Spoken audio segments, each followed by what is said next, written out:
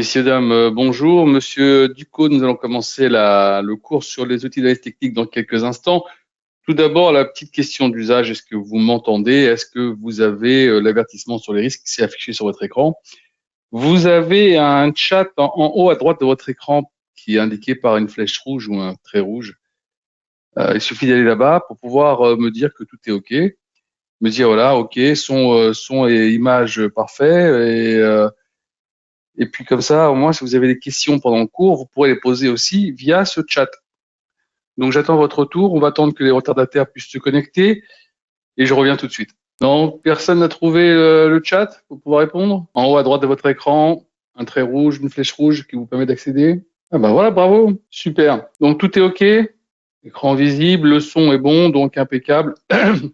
On va commencer, je vais vous donc enlever cet avertissement sur les risques. Voilà.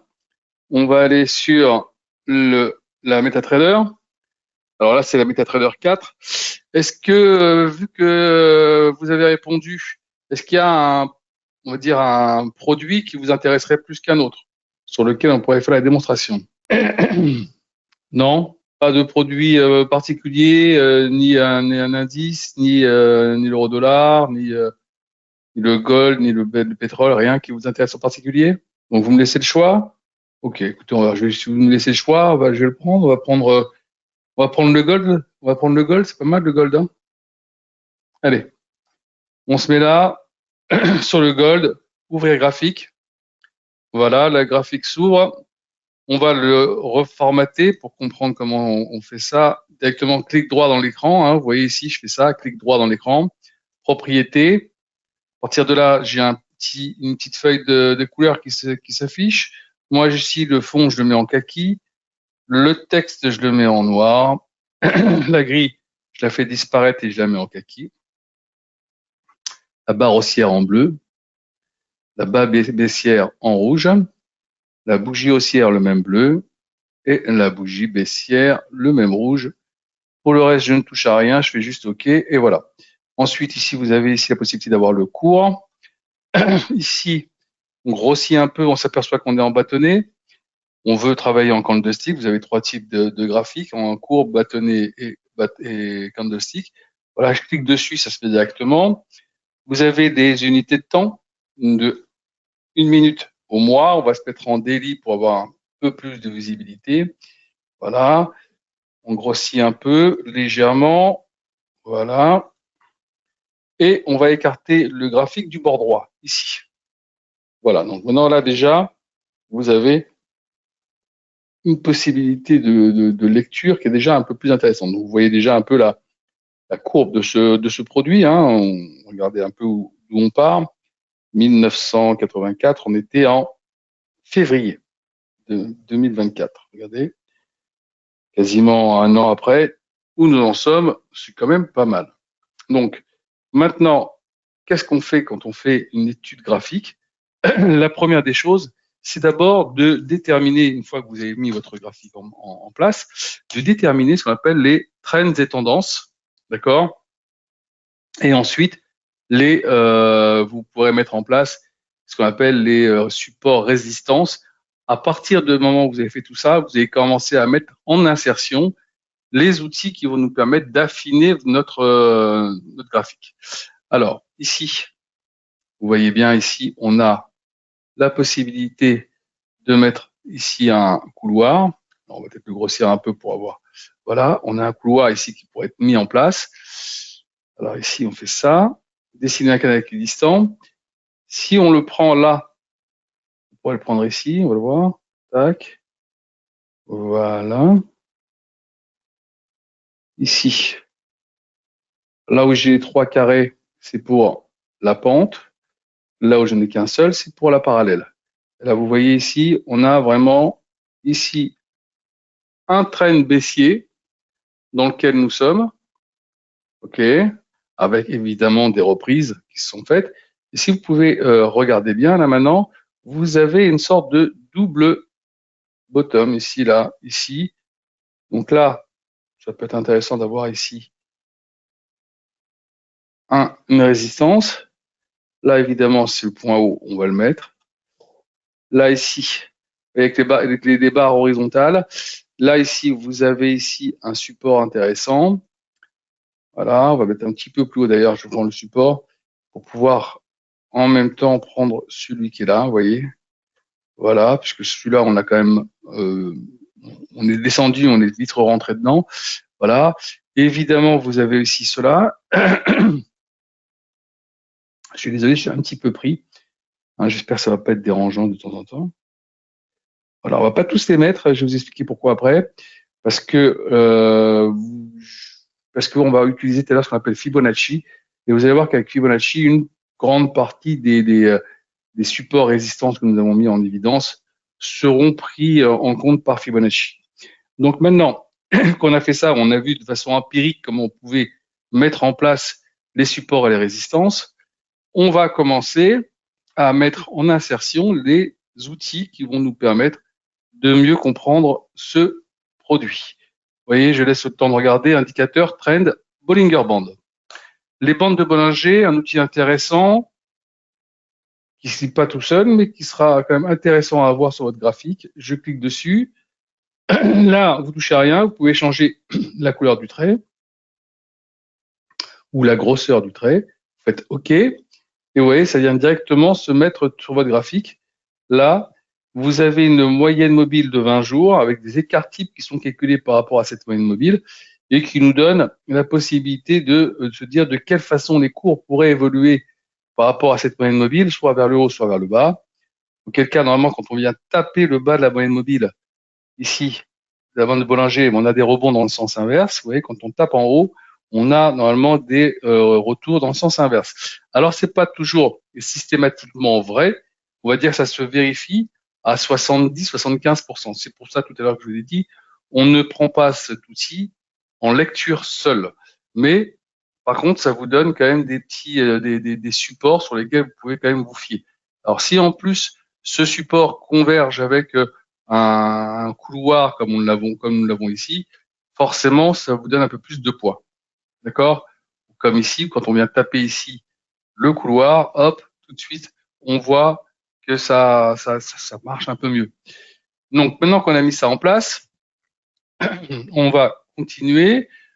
On va les chercher dans l'indicateur, oscillateur, et on va chercher ici Relative Strength Index, c'est-à-dire les RSI.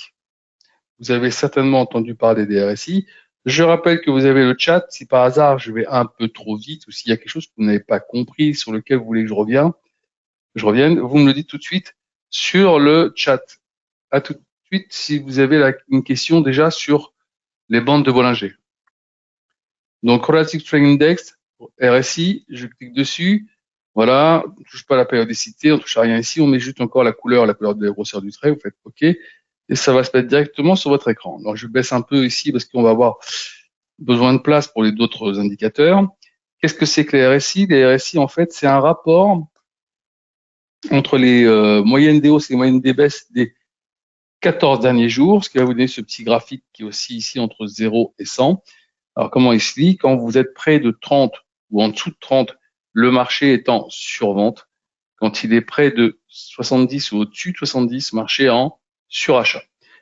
Là, comme vous voyez, on est un peu en mid-market, là, aux alentours des 45 à peu près.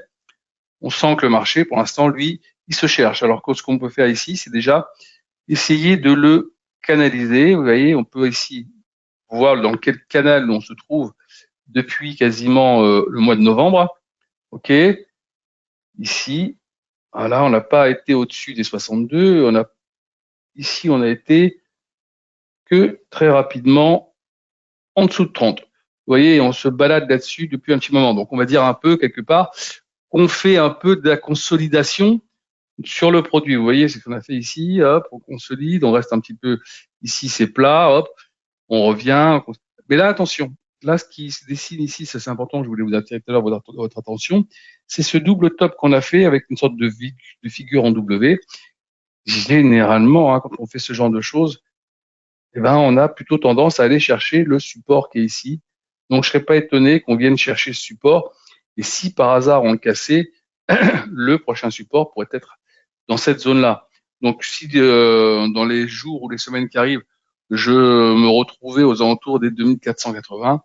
J'ai envie de dire peut-être que c'est largement faisable. Ça ne veut pas dire qu'il faut l'anticiper tout de suite, mais c'est quelque chose quand même qui est dans le domaine du possible. Donc il va falloir regarder ça de très près.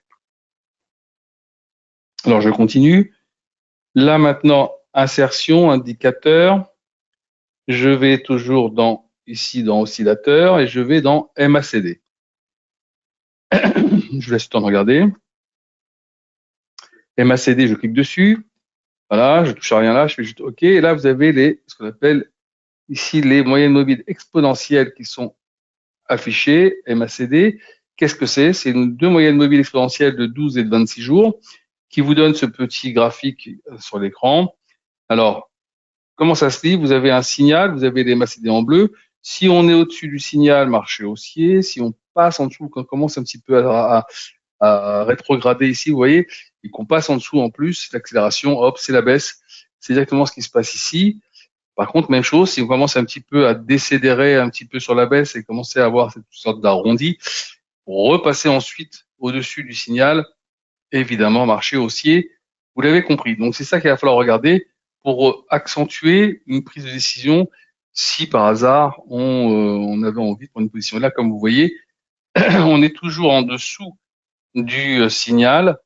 On a une MACD qui est toujours un peu plus longue que la précédente, donc on n'a pas encore un signal de retour vers le haut qui se déclare. Donc peut-être qu'on ira certainement chercher peut-être ici les 2580 à surveiller. Là, ici, on l'a mis en place. Tout le monde a compris pour la MACD, il n'y a pas de problème. On continue, on va dans insertion. Je vais dans oscillateur et je vais dans stochastique oscillateur. Là, je clique. Pardon. C'est assez pénible, je sais, mais pour vous. Là, stochastique vient de se mettre en place. Qu'est-ce que c'est que le stochastique? À la base, le stochastique, c'est un produit sur la répartition du hasard. Et un économiste du nom de George Lane l'a appliqué sur IBM à l'époque. Et il s'est aperçu que ça donnait quand même des informations plutôt intéressantes. Et que maintenant, tous les traders, une bonne grande partie des traders, l'ont toujours dans leur analyse technique. Alors, comme un peu sur les MACD, vous avez ici en rouge le signal, la stochastique ici en vert. Alors, quand on est au-dessus du signal marché haussier, dès qu'on casse, qu'on repasse en dessous, vous voyez, marché baissier. Voilà. Là, vous voyez, pour l'instant, on est haussier, pardon, avec une tension ici, vous voyez, peut-être de retournement qui est en train de se mettre en place. Donc, il va falloir surveiller. Si par hasard, on avait une petite accélération ici, qu'on commençait à décroiser, on aurait peut-être la MACD qui accélérerait ici, et peut-être la RSI qui repiquerait, chercher vers en dessous des 30 ou vers 30. Donc, à surveiller un peu l'évolution. Pour l'instant, j'ai envie de dire RAS, on n'a pas encore un mouvement précis. Alors, je dois dire aussi que ce genre de figure qu'on a ici sur la stochastique, très souvent, des fois, c'est un peu compromis. Vous voyez ici, par exemple, on a eu l'impression que c'était un repiquage, et puis hop, c'est reparti dans l'autre sens. Donc, il faut surveiller une sorte de convergence des produits pour savoir si oui ou non, c'est le moment. D'accord? Jusque-là, tout est bon? Voilà, alors on va maintenant un petit peu remettre un petit peu comme ça, voilà. Tout à l'heure, je vous ai parlé de Fibonacci. Alors, je vais vous montrer ça comme tout de suite. Voilà. On va ici sur Fibonacci, dessiner un retracement. Voilà. Je prends le point de départ ici et je le descends jusque là.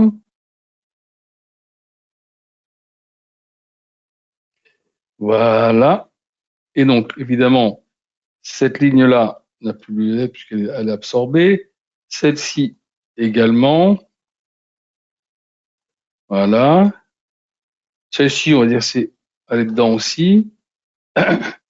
Et celle-là, on va la garder parce qu'elle elle est intéressante. Celle-là, elle est entre les deux. Celle-ci, on peut la garder au même titre que celle-ci. Voilà. Donc là, maintenant, vous avez quand même un ensemble de retracements possibles qui vous est offert là maintenant avec les Fibonacci pour vous dire à quel niveau on pourrait retourner si le marché commençait à reglisser ou même repartir de l'avant. Donc vous avez les points importants en termes de résistance. Là, c'est les supports. Là, vous avez toutes les résistances qui pourraient être intéressantes à suivre. Alors maintenant qu'on vous avez mis ça, vous n'oubliez pas que vous avez aussi la possibilité, ce qu'on appelle de mettre des résistances obliques. Vous voyez, par exemple, ça, c'est un point bas. Vous avez ici donc un support. Donc ça va former une sorte de triangle, mais ça vous donne surtout la possibilité de vous dire que si ce triangle-là était transpercé, on aurait peut-être une accélération baissière importante. Donc on peut le laisser pour l'instant pour avoir un peu plus de visibilité. D'accord? Maintenant qu'on a mis ça en place, on va regarder des moyennes mobiles classiques. Insertion, indicateur, trend, et on va sur Moving Average.